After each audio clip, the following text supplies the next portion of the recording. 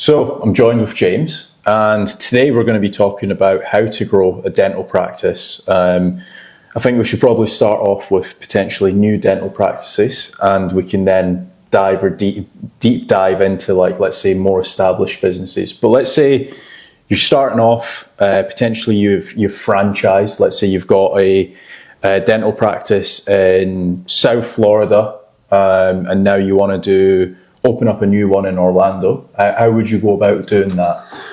So if you're looking at how to grow a dentist company, then the first thing I would look to try and start setting up is making sure I've got a website. Yeah. So having the website and then doing SEO to the website. So with regards to search engine optimization, I would want to be ranking in Google, Bing, and also, if I can, if I've got any videos, ranking certain videos in YouTube as well. Yep. So videos could be either of the actual dental practice itself, showing the facility, showing the cleanliness and stuff like that. It could be of certain testimonials from clients saying, what an amazing job if they did teeth implants and stuff like that. I try and get all that. Teeth whitening before and after photos if they do teeth whitening.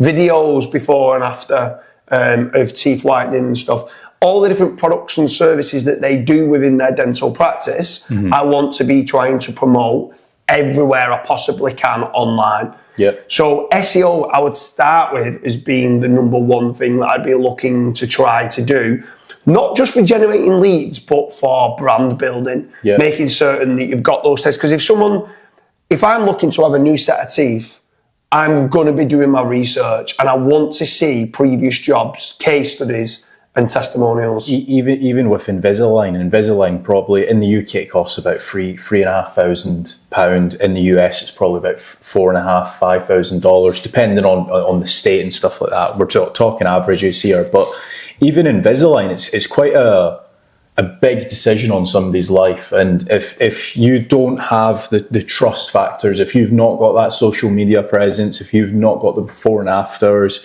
if you don't have any video testimonials and case studies, then at the end of the day, they're probably going to go with one of your competitors that does have all of that. Yeah.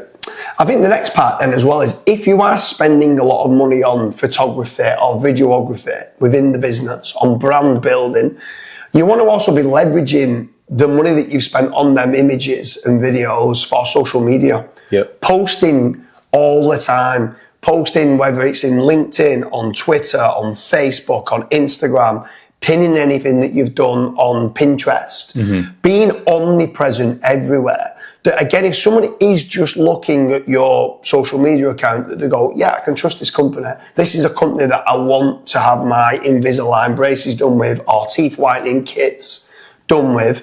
I want to be everywhere. And again, I'm coming back to branding and just making certain that I every so often keep throwing in testimonials of what people are saying, but on social media as well. One thing to just add to what you've said, try to get your own images. I don't know what dentist you actually use, but a lot of dentists that I look at their social media, they're just using stock images. And I don't know what your thoughts are, but as somebody that's been trained up, especially in the digital marketing world, I look at them and I'm like, I don't trust that company. I don't know if that's just my fault. No, I completely agree. I mean, a lot of times you can tell it is an actor or stock image. Like sometimes the less professional images, it's got to look good at the end of the day. If you're doing a before and after shot, you want to make certain, ideally they've got yellow teeth at the start and at the end they've got white teeth, right? So you want to try and make certain that is set up in that manner, but having unique images is key, but also it's key for ranking in Google Images as well. And I think sometimes this is a very visual, if you're getting new teeth or you're doing some sort of cosmetic dentistry, like you want to be making certain that you're ranking in the Google Images and you're being seen on places like Flickr and Pinterest and places like that, because they want to go, oh, I want that. Oh, my teeth are a bit more yellow than that. Maybe I should have this being done now. Do you know what I mean? You might have coffee stains in the teeth or whatever it is, but trying to get that out there is key. But then the next part, I'd say, for growing a dentist or dental practice, if you've got a product or service in an area, so you said South Florida, right? Or let's say you were saying you're opening up the new office in Orlando. If I'm brilliant at Invisalign braces in Orlando, Yep. at that point, I might be able to run PPC. Now, I won't just go and run PPC for cosmetic dentistry in Orlando because it's very, very, very expensive. But if you have a specific product or service that you've got a great hook with and a great conversion and it makes you good profit, at that point, you could run PPC. It's a massive caveat. There's a lot of click fraud and it's very, very expensive unless you're using a professional agency to get that set up right. I don't know what your thoughts are on PPC. No, I agree. So what we've typically found is with PPC, let's take Invisalign for an example. A lot of people shop around. So even though you've let's say Google's charging you £50 or $100 for the actual click, that click might not actually convert with you. It might actually convert with one of your competitors. So again, that's the other benefit of SEO. So once you've started ranking, you're kind of getting the clicks. It doesn't matter if they're shopping around. You're there. With PPC, you're going to need a lot of trust factors in place. You're going to need a good back end. So it needs to be very profitable for your dental practice. And also, if you've got potential upsells, so let's say, for example, yes, they've come in for Invisalign, but if you can upsell them for teeth whitening, if you can upsell them as a yearly checkup client, then that lifetime value of that client's maybe went from, let's say, $2,500 or $4,000 to, let's say, $6,000. Yeah. So you can ultimately just spend more on your marketing because you're getting a lot more profit in the back end. But yeah, what else would you recommend? So there's other things that people talk about quite a lot in dentistry, traditional marketing. So billboards, TV ads, radio ads, magazines. Now, if I'm being honest, I hate doing this. And the reason why I hate doing it is because there's no tracking of conversion rate optimization. There's no tracking on, was it that billboard that got me this inquiry, which led to this profit? Yeah. So it's so difficult for someone to turn around and put a return on investment value on traditional marketing. I'm not saying it doesn't work. It does work well at times. However, I feel there's much better ways now of spending that money. Run Facebook ads and target a certain demographic. You can go into Orlando and say within 50 miles of Orlando. Yep. You can target a specific, you might start realizing that some of the work that you do caters more towards females. So a billboard just caters to everyone that drives past it, where Facebook ads, you could say, okay, I'm realizing that teenagers don't have the money to have implants or don't need it. It's 30 to 60-year-olds, female, within 50 miles of Orlando, and you can put all them filters in place, right? So there's a lot of different filters and stuff like that you can do via social media advertising, which can work well, but also via your SEO strategies, you can be making certain that you're targeting the towns or Orlando as the major city, specifically the products and stuff of what you want to sell. So for me, I'm not a big fan of traditional marketing. And do you know what? Over in the US, I think every business owner wants to be an entrepreneur and they feel that they have to have a big billboard of their picture being on there. And I'm like, but are you tracking return on investment? And as a business mentor or a fractional CMO, at times I'm like, I would take that money and I would then spend it more wisely in other areas. Yeah, definitely. A few other things that you can actually do, and this works well. So a lot of dental practices, they want families. And in the US, you can actually sponsor like kids' baseball games or kids' soccer games and football games and stuff like that. So that's a good way of getting in front of the parents. Yeah. I spoke about this on my YouTube channel a couple of days ago. I remember when I was in high school, there was actually a dental practice that came in and they were like telling us how to like brush your teeth and what sweets you should avoid and what fruits and stuff like that you should eat. You could do something like that. I personally don't think that works as well because you're in front of the kids. They're not the actual decision makers. But again, you can test that out.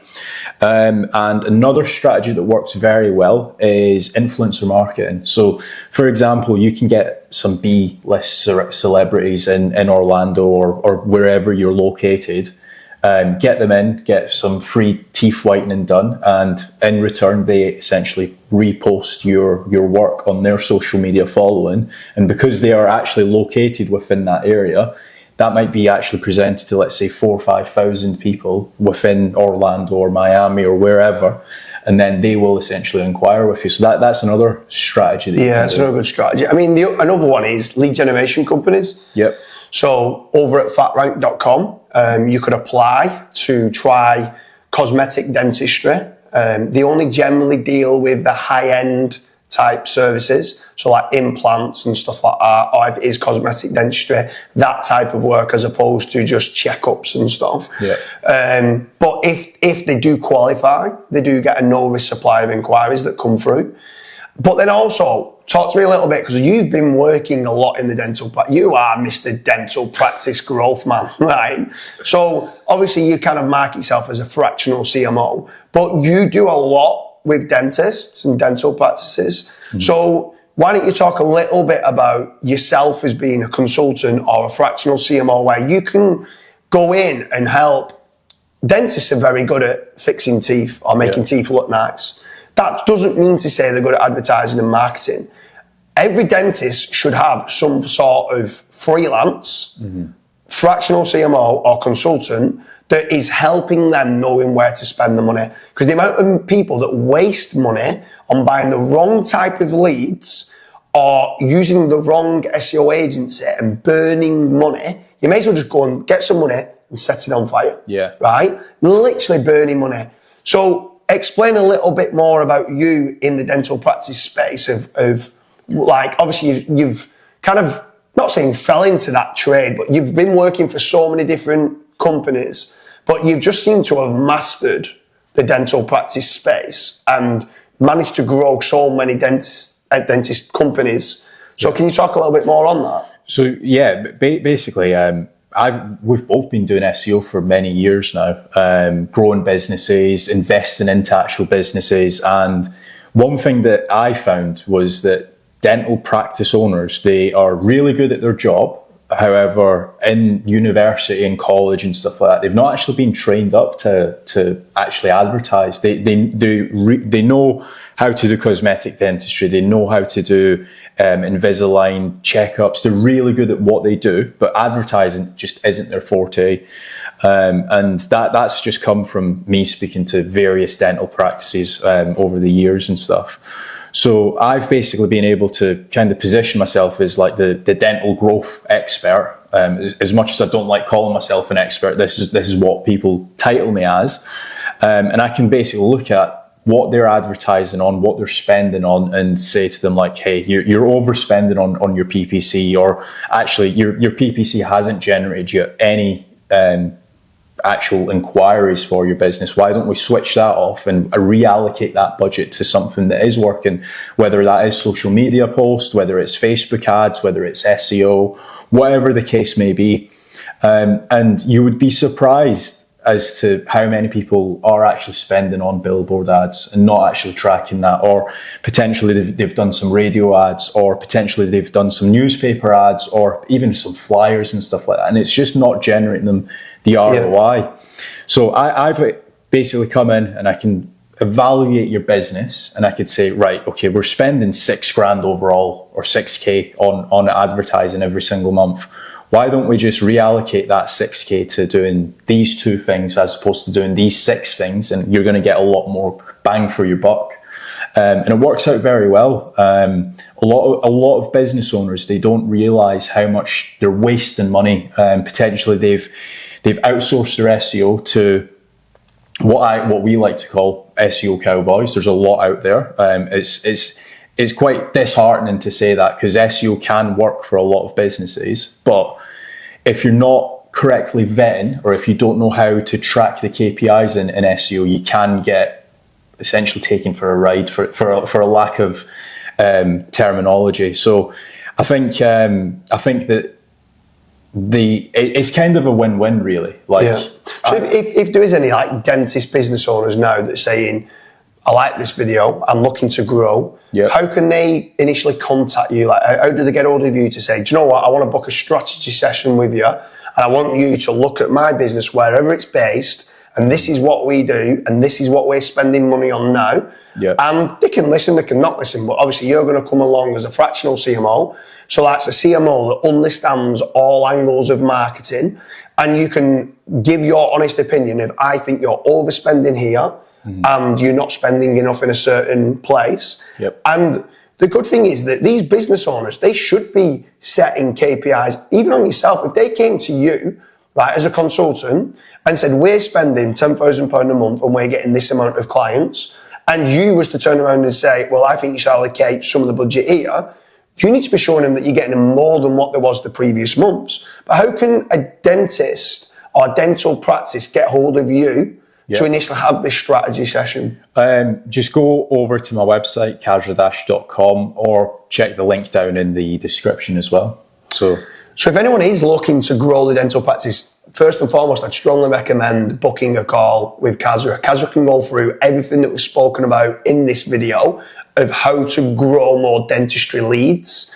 But then it's not just about the volume of leads, it's trying to build and improve upon that average transactional value and lifetime value of existing customers. Obviously, you've got an amazing CRM system in there as well. For some dentist companies that might want to be using that can do text message follow-ups, email follow-ups, even WhatsApp follow-ups and stuff like that. These people, like you said, they're brilliant at fixing people's teeth and working on cosmetic dentistry, but they're not marketers. Yeah. And this is where you can come in. So head over to kazradash.com or check out the link in the description.